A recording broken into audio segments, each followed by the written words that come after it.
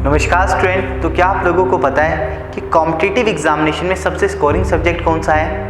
Right, reasoning. लेकिन reasoning आपके लिए तभी एक स्कोरिंग सब्जेक्ट बनने वाला है जब आपने इसकी अच्छे से प्रैक्टिस की हो, क्योंकि जैसे कि हमें पता है रीजनिंग एक स्कोरिंग सब्जेक्ट तो है, लेकिन वहाँ पर हमें बहुत सारी ट्रिक्स देखने को मिलती है। यानी कि हम क्या कह सकते हैं, रीजनिंग सेक्शन जो है एक ट्रिकी सेक्शन है और ऑल इट्स रिक्वायर प्रैक्टिस। और अगर अभी तक कि आपने इसकी प्रैक्टिस नहीं करी है और आप चाहते हैं कि मैं रीजनिंग को एक स्कोरिंग सब्जेक्ट बनाऊं, तो आप यहाँ पर इस पूरे सब्जेक्ट को topic wise as well as type wise भी पढ़ सकते हैं। इसकी प्रैक्टिस आप कर सकते हैं, जहाँ पर आपको हर टॉपिक में उसके डिफरेंट टाइप्स मिलेंगे, उनसे रिलेटेड क्वेश्चंस मिलेंगे। और जब आप अपना पूरा टॉपिक टाइप वाइज कंप्लीट कर लेते हैं, उसके क्वेश्चन सारे कर लेते हैं, वहाँ पर आप अपनी क्विज कर सकते हैं उस कंप्लीट ओवरऑल टॉपिक की। और वो क्विज आपको मिलती है 3 डिफरेंट लेवल में, जहाँ पर आपको easy, moderate as well as advance भी देखने को मिलता है। और यहाँ पर आपको जितने भी मेजर एग्जामिनेशन है, जितने भी मेजर गवर्नमेंट एग्जामिनेशन है, क्योंकि रीजनिंग एक ऐसा सेक्शन है जो ऑलमोस्ट एसएससी,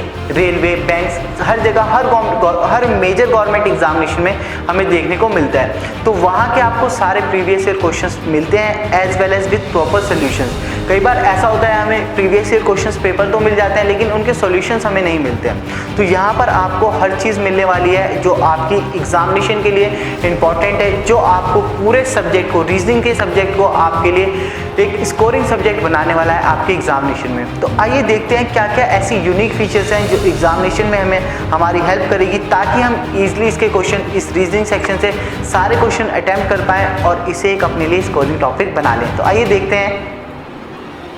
तो जैसे कि आप देख सकते हैं यहाँ पर सीटिंग अरेंजमेंट टॉपिक को उसके सब टाइप्स में डिवाइड किया गया है, यानी कि उसके टाइप में डिवाइड किया गया है। बाद में जब आप टाइप वाइज अपना पूरा टॉपिक कंप्लीट कर लेते हैं, तो यहाँ पर आपको 3 डिफरेंट लेवल की क्विज देखने को मिलती हैं, इजी, मॉडरेट और एडवांस।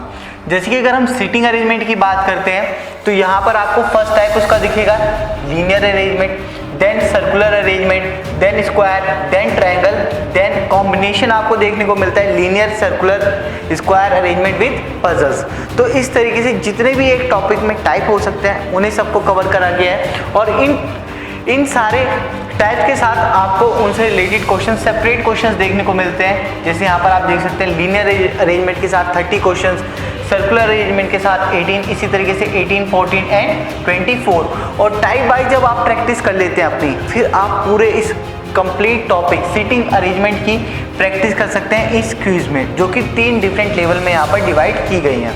तो इसी तरीके से बाकी हर एक टॉपिक को हमने टाइप वाइज डिवाइड किया है और फिर बाद में एक पर्टिकुलर टॉपिक की क्विज आपके लिए रखी है।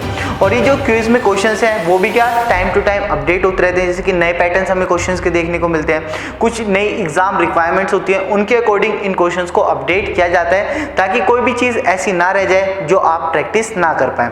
तो इसी तरीके से आप पूरे सब्जेक्ट को topic wise and type wise complete करते हैं अपनी प्रैक्टिस को, जो कि आपके चांसेस सक्सेस रेट और भी ज़्यादा बढ़ा देता है। और जब आप अपने पूरे टॉपिक्स को पढ़ने के बाद क्विज अटेम्प्ट करते हैं, तो इन क्विज के साथ आपको मिलती है फीडबैक रिपोर्ट, जो कि आपकी परफॉर्मेंस को एनालाइज तो करती है, लेकिन साथ ही साथ आप उसको एनालाइज करके, उस फीडबैक रिपोर्ट को एनालाइज करके अपनी परफॉर्मेंस को इम्प्रूव भी कर सकते हैं, क्योंकि कुछ इस तरीके के एडवांस फीचर्स वहाँ पर फीडबैक में आपको मिलते हैं। जैसे कि अगर मैं बात करूँ तो आपको फीडबैक रिपोर्ट में पता चलता है एक स्टैंडर्ड स्पीड, कि किसी भी एक पर्टिकुलर टॉपिक के टाइप्स के क्वेश्चंस को करने की क्या स्टैंडर्ड स्पीड होती है और आपने वहां पर कितनी अचीव कर लिया, क्या आपकी स्पीड ज़्यादा आ रही है या फिर आपकी स्टैंडर्ड स्पीड कम आ रही है।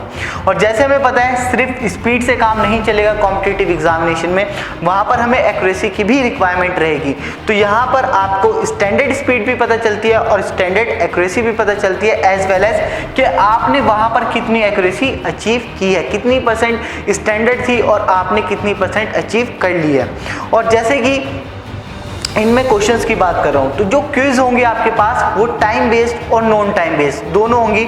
अब नॉन टाइम बेस्ड और टाइम बेस्ड का मतलब क्या हुआ, जब हम प्रैक्टिस करते हैं तो वहाँ पर हमें 2 चीज़ पे फोकस करना है। सबसे पहले स्पीड और एक्यूरेसी, 2 चीज़ें ऐसी हैं जो हमारे को एग्जामिनेशन में अपनी सक्सेस के लिए बहुत ज़्यादा ज़रूरी हैं।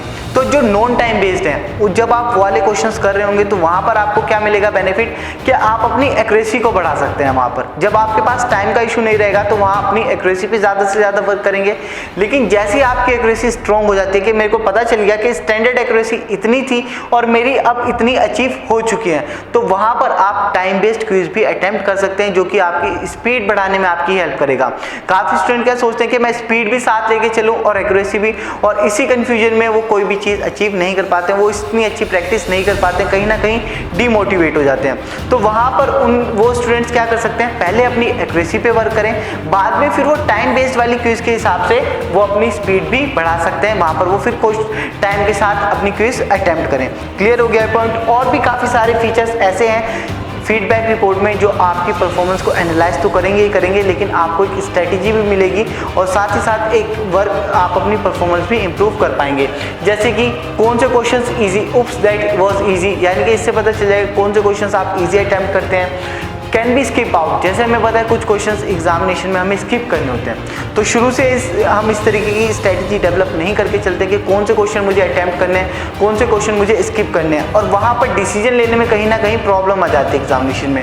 तो यहाँ पर आपको पता चलेगा कि किसी एक पर्टिकुलर टॉपिक से किस टाइप के क्वेश्चन हम स्किप कर सकते हैं। Next, correct but slow. कई बार ऐसा होता है कि हम क्वेश्चंस तो हमारे सारे सही आ रहे हैं, लेकिन वहाँ पर क्या हो रहा है, हमें यहाँ पर पता चल जाएगा क्विज में कि कितने क्वेश्चंस ऐसे थे जो हमने अटेम्प्ट करे लेकिन उनमें टाइम ज़्यादा लगा है। तो इस तरीके से ये कुछ चीज़ें हैं जो कि आपके एग्जामिनेशन के लिए बहुत ही ज़्यादा ज़रूरी हैं। और ये जितनी भी आपकी फीडबैक रिपोर्ट होगी, जो आपकी रजिस्टर्ड ईमेल आईडी होगी, उन पे शेयर कर दी जाएगी, ताकि आपके पास आपकी अपनी परफॉर्मेंस का ट्रैक रहे कि कौन सा टॉपिक मेरा स्ट्रॉन्ग हो चुका है और किस में अभी भी मुझे वर्क की रिक्वायरमेंट है। तो कुछ इस तरीके की यूनिक फीचर्स आपको मिलने वाले हैं। और भी बहुत सारी ऐसी फीचर्स हैं जो की फीचर सेक्शन में मेंशन की गई हैं, जो आपको इसी कोर्स के साथ मिलती हैं। जैसे कि मैं बात करूं, आपको सेपरेट पीडीएफ मिलेगी क्वेश्चंस की, आपको प्रीवियस ईयर क्वेश्चंस पेपर मिलते हैं विद प्रॉपर सॉल्यूशंस, और क्विज तो मैंने आपको बताया और क्विज की इंपॉर्टेंस की भी बताई, और एज वेल एज उसके फीडबैक की कितनी इंपॉर्टेंस है। जब आप प्रैक्टिस करते हैं, जब तक आप ट्रैक ही नहीं करेंगे कि मेरा कौन सा सब्जेक्ट प्रिपेयर हो गया या फिर अभी मेरे को मेहनत की वहाँ पर रिक्वायरमेंट है, तो आज इस कोर्स को परचेज करें। और ये सारी फीचर्स आपको इसी कोर्स के साथ मिलती हैं। अगर इस कोर्स से रिलेटेड आपकी कोई भी क्वेरी होती है तो आप FAQ सेक्शन को विजिट कर सकते हैं। Thank you.